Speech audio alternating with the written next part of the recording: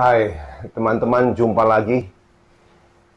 Kali ini saya ingin memberi sedikit reaksi, komentar pada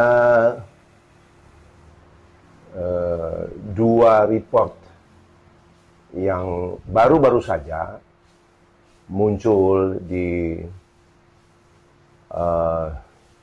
media sosial mengenai vitamin D, ya. Jadi kira-kira bulan Maret dan April sampai April 2020, Profesor David Meltzer itu Professor of Medicine di University of Chicago, mengadakan penelitian yaitu ada kira-kira 500 pasien, ya, ada 500 pasien yang terkena COVID-19. Dan dari 500 pasien ini dikumpulkanlah data vitamin D-nya, ya, data vitamin D-nya. Dan ternyata hasil penelitian daripada Profesor David Meltzer ini diangkat di JAMA Network. JAMA itu adalah seperti jurnal di Indonesia itu ID, ya, Persatuan Dokter Amerika. Itu jadi JAMA itu singkatan dari Journal of American Medical Association. Mereka punya JAMA Network untuk online, untuk di YouTube, ya. Dan penelitian Prof. David Meltzer ini ditayangkan di JAMA Network seminggu yang lalu, kira-kira tanggal 14 September 2020. Jadi hasil yang didapat di University of Chicago adalah dari 500 pasien itu ternyata disimpulkan bahwa apabila kadar vitamin D dalam darah kurang atau istilahnya adalah deficient, ya, deficient.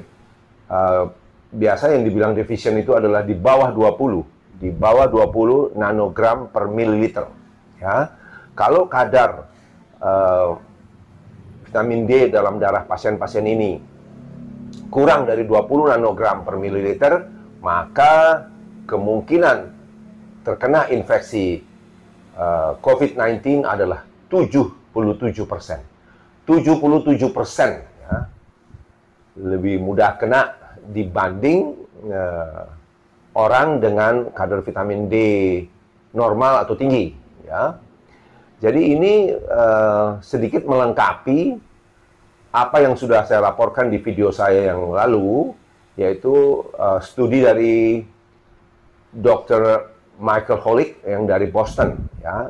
Karena Michael Holick yang juga dipublikasikan di online tanggal 16 September 2020 menyimpulkan bahwa kalau kadar vitamin D darah Anda normal atau tinggi, itu akan mengurangi kemungkinan infeksi COVID-19 sebanyak 54%. Jadi singkatnya, David Meltzer dari Chicago mengatakan kalau vitamin D darah Anda rendah, defisien, maka Anda kemungkinan kena COVID-19 77% lebih besar daripada orang yang kadarnya tinggi.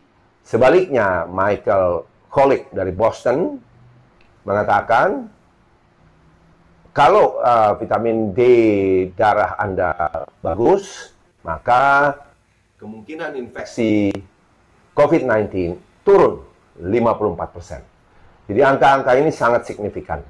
Pesan saya terhadap kedua video ini adalah, sementara tidak ada obat yang pasti untuk COVID-19, ya, vaksin pun masih simpang siur. Bahkan yang terakhir saya dengar vaksin yang dari Rusia itu ditarik dari peredaran. Karena semua pihak sekarang berlomba-lomba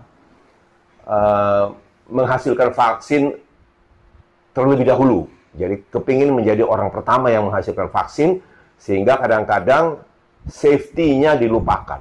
Ya, jadi menurut saya jangan terlalu berharap dulu. Kemudian fakta lain yang perlu diingat adalah COVID-19 will stay with us for a very long time. Ya, kapan selesai kita tidak tahu. Karena itu ikuti protokol pemerintah, yaitu cuci tangan, masker, dan social distancing, jaga jarak, ya, jangan kumpul-kumpul. Selain itu, perbaiki vitamin D darah Anda. Gampang kok, relatif murah dibanding segala macam obat-obat virus yang harganya mahal-mahal, dan apakah efisien, a big question mark. Begitu pesan saya, semoga teman-teman semua tetap sehat, ya, tetap beraktivitas dengan baik, karena olahraga yang terukur akan sangat meningkatkan imunitas kita. Terima kasih, stay safe and healthy. Sampai jumpa.